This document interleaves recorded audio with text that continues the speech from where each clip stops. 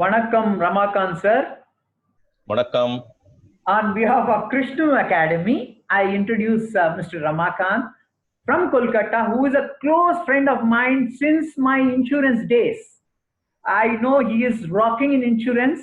He has done many in insurance, created record not only in the insurance, in mutual funds, in post, anything, you name it, he is there because he is an asset allocator man. I love him from the days of so long. He is like me. He is also a law graduate and he is also a cost and management accountant and he is a financial advisor for almost last 33 years. He is a person who thinks that financial advisor's job is not 9 to 5, it is 24 bar 7, which I like very much from him because there is no lockdown for financial advisors. Every day is an important day.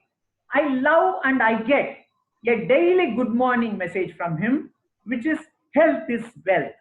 Lovely health message I get, and he is not only interested in protecting his clients' wealth and also their health, which is very important. Salute to you, sir, for your wonderful job. So, man from financial planning, let us start.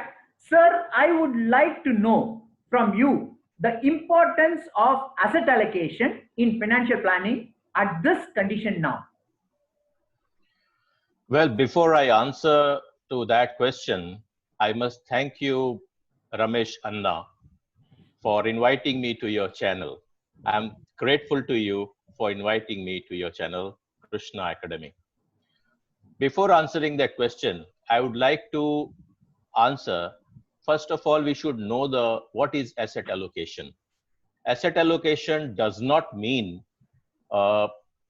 picking up equity funds of different asset management companies. Asset management basically means whatever surplus we have, whatever investable surplus we have, we should divide that surplus in various asset classes like equity, debt, gold, real estate, and even we must have some emergency fund with ourselves. Well, the importance of asset allocation is great. Unless and until we do asset allocation in our for our investable surplus, we will not be able to achieve our goals. So there are so many benefits of asset allocation. First of all, to get optimal returns, we must asset allocate. We cannot do ad hoc investments. We have to do proper asset allocation, and that will determine how much return we can expect on our investments on the basis of what risk profile we are having.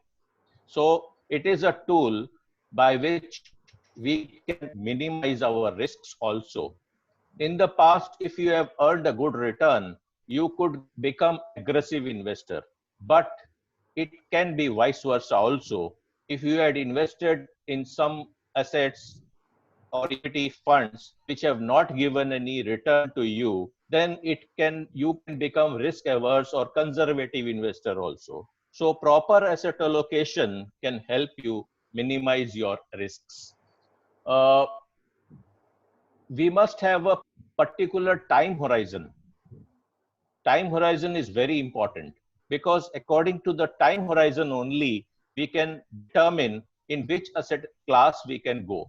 Suppose our time horizon is say 20 years, 30 years, then in the long run, we have seen that equity funds have given a very good return. So we can very easily go to diversified equity funds. And if we have even longer terms, say 30 years and more, we can opt for small cap funds, which have given good returns in very long terms.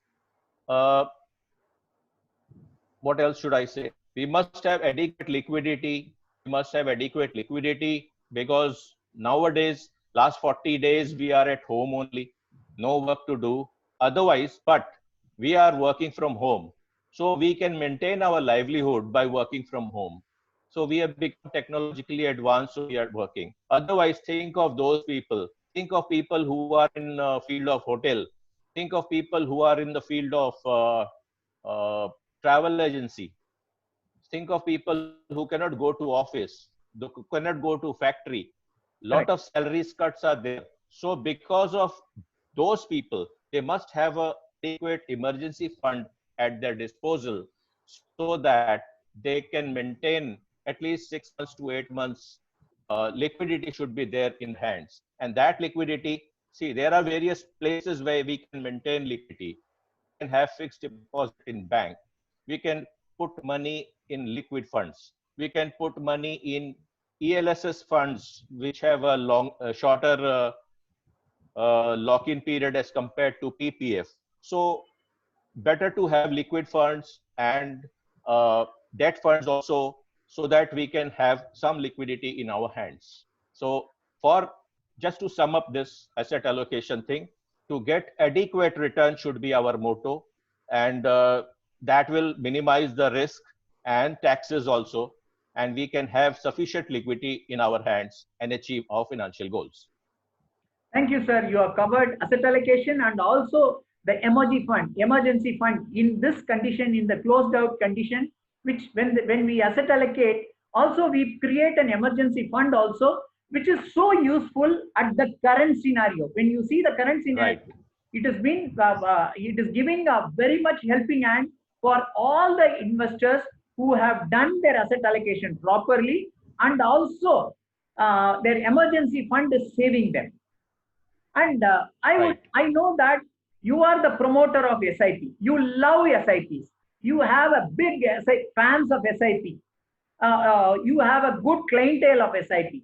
Sir, in the current condition, how your clients are behaving, who have done SIP? Because if you see, some SIPs are even 5-year negative returns.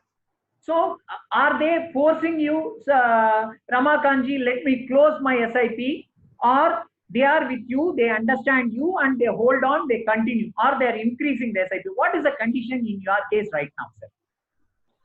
SIP is a tool by which we can save money or create wealth in a long period. Whenever I sell SIP, actually I don't sell. I just create the need in the minds of people so that they are bound to take an SIP. By doing small things, we can create big wealth. So that is the idea. So whenever the market falls, in my career of 33 years, I used to face these questions, lot of questions in first 10, 15 years. But nowadays, I'm not facing that much. Only from the new clients which I definitely get people saying, like, as you said, please stop my SIP. The market is bad. Market conditions are not good. My valuation has fallen down. I am in SIP for last 5 years and still it is giving negative returns. It is not that people are not educated. Even some chartered accountants having a very good financial background, having a very good practice in chartered accountancy, they are even worried. There are new people. Actually, the old people, they understand. Old people who are older than 10 years or more, they understand, yes, what is the benefit. Longer the term, people understand it better. So if the tenure is only 5 years, a person who's having only 5 years SIP will say that I am suffering a loss. For 5 years, I've been investing. If I would have kept the money in fixed deposit, I would have got much more. So what do you say? Should I stop it? Should I discontinue it? Or should I redeem my money? People say like that. So it is our duty again to explain them. It is our duty to make them understand the actual essence of SIP. Once the people understand, there are very few people who understand, not all. Even, but the old ones are okay. They are saying they are very happy that the market has fallen. They know that the market will recover and their SIP will be giving a very good returns in future because they have seen it in the past. So this is the idea. So I'm also similarly facing such questions, no doubt, but only from the new investors. The old ones are okay. They are saying it's okay. I know I don't need the money now. My goal is another 5 years or 6 years away. My goal is 10 year, 15 year away. So I need not bother. I'm accumulating more number of units at less number of price. So that way it is okay. That's very good. And for your clients, how frequently you reallocate the assets from one category to the other category. Let us suppose rebalancing. We call it rebalancing in this thing, financial planning. How frequently you do that from equity? See, when equity market has given 30%, 40% return, whether you move from equity to debt or debt to equity, how frequently you do this churn to your investors, sir? Well, as I said, most of my investors are SIP investors. SIP is done in mostly equity funds. But for paying some insurance premiums, suppose a person who's got to pay premium, say 10 lakh rupees in a year. So I've done an SIP of say 80,000 or 1 lakh rupees per month. That is done in a debt fund, so that after 1 year, he will take out that money and pay the insurance premium. Correct. Or that money is done in money manager. That investment is done in money manager or some debt fund or liquid fund also. So my debt portion is only to that extent. Otherwise, 100% investments are done in equity, because I consider equity as a wealth generation tool for longer term. It has to be at least 10 years and more, not less than 10 years. If it is more than 20 years, then people will be just they will be happy like anything that they have created so much wealth. How could they get so much return? They become astonished. Even I am an SIP investor for more than 20 years now, and I am getting a return of not less than 20-21%. So we have to stay that long, never redeem. Even the markets are up, never redeem. I never redeem equity SIPs. I ask people, don't take out money, but the day you need money, definitely you should redeem. Correct. If you need money, redeem. If you don't need, don't redeem. Let the fund continue till your retirement. Even on retirement, if you don't want, don't redeem. Let it continue. Suppose your SIP is completed at the age of 60. Don't take out the money at 60 because you don't need it. Suppose you have got a corpus of 5 crores at that time, and you need only 10,000 rupees to take out 10,000.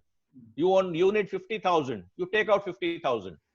Suppose you need 5 lakhs. Agree. Take out 5 lakhs. Don't take out the money. Let the money be there. It will grow like anything. Only the need you take. Only on the need you take out money. Otherwise, don't. I do SWP also from that fund.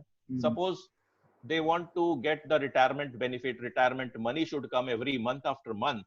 So SWP can be done from those funds. So according to need, how much you need for the family expenses. Suppose somebody says 47,000 is the need. So you take out 47,000.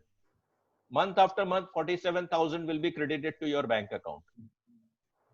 But in the middle, if you want 5,000 extra, you are at liberty to take it out. Correct. So this is the way. Excellent. Excellent, sir. Excellent. So I generally don't rebalance the portfolios. No need. Okay. According to their need, according to the time horizon, according to the risk appetite, I give them the fund and stay invested like that. Okay. Okay. And as far as now I am coming to your business personnel. See, business personnel is, what is the software you use which made you so successful today? What is the, because if you need peace of mind and if you need to help your client with a portfolio, etc., anything, you need to have a very good backbone, which is the fantastic software. What is the software you use for your clients' needs? The software which I am using at present is Omni Financial Advisor. It's OFA. OFA. Okay. Okay. I'm using OFA, and I've given the liberty to my clients to use OFA whenever they want to invest. Suppose they lump sum, they have got some lump sum. Okay. They can invest through OFA. Whenever they want to redeem, they can do it from OFA. For transaction purpose, they need not call me. Only if they want my advice, they should call me, and then I can suggest the funds. I can initiate transaction for them, or they can do it from OFA directly. Okay. Okay. So I'm using OFA so that my back office work is done by them only. My clients are doing the back office for themselves. Everything is online. So your digital and back office both OFA. Yeah. Okay. OFA will connect you to BSE platform or NSE platform or MFU. I am with all the three. Ah. NSE, some clients in NSE, some clients in BSE, but NSE and BSE are connected with OFA. MFU is not connected with OFA. Okay. It has to be done separately. Okay. So mostly clients are connected with BSE and NSE.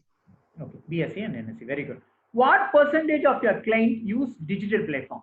That is, how much percentage you have digitally? Now, of course, 100% because of lockdown.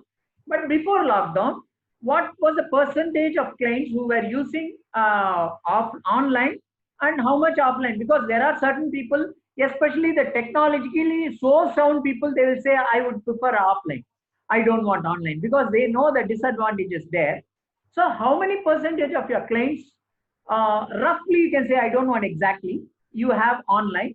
Is it 100% or certain percentage? No, it is our duty to make our clients digital. And for last 5 years, I have been trying to make them digital. Lot of people, they don't have online banking facility. So I asked them to take online banking. Online banking is very important these days. Otherwise, we cannot survive. So this practice has been continuing for last 5 years. And not only that, phone banking is also important. Suppose you are going somewhere, you are traveling somewhere, you don't have a laptop with you. How will you come? How will you transact? So must have a phone banking also. So these I have been doing for last 5 years.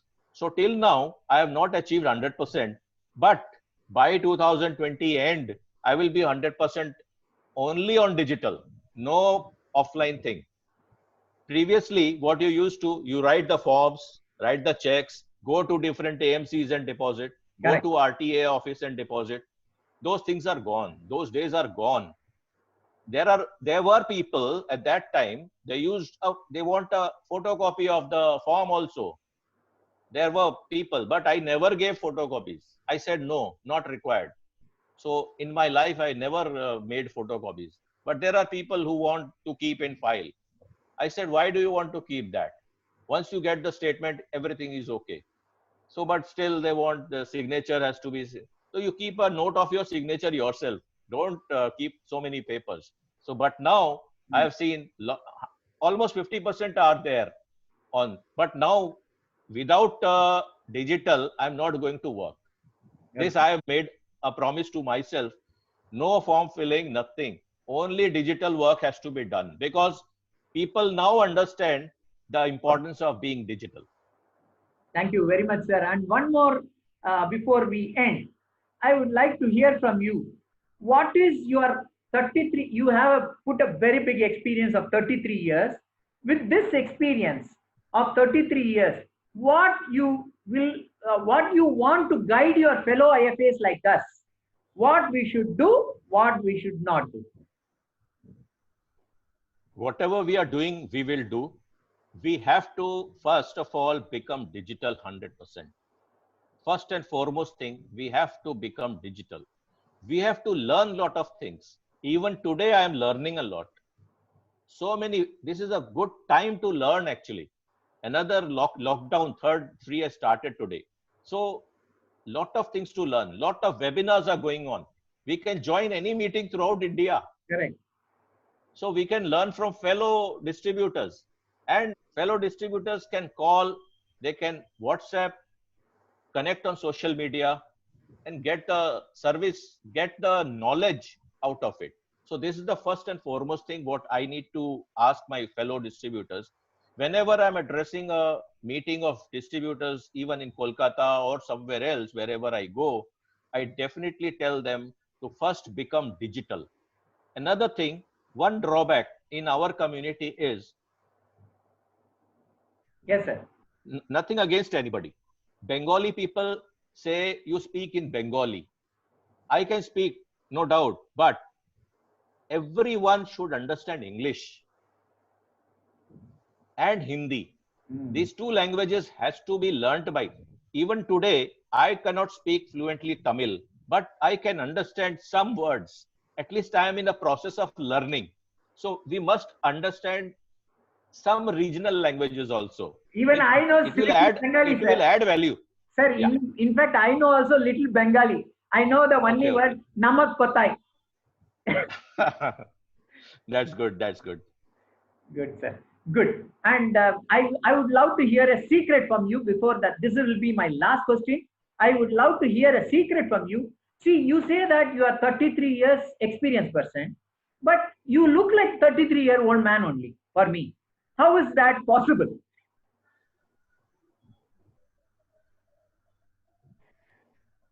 Right? I don't know. I am actually 57. You look like 33-year-old man now. Very good. Very Thank you much so much. thankful to you, sir. On behalf of Krishnu Academy, I thank you for being part of this day and sharing your knowledge with all your fellow advisors today. I once again thank you. Nandri, Nandri, Nandri. Nandri Ramesh Anna. Nandri.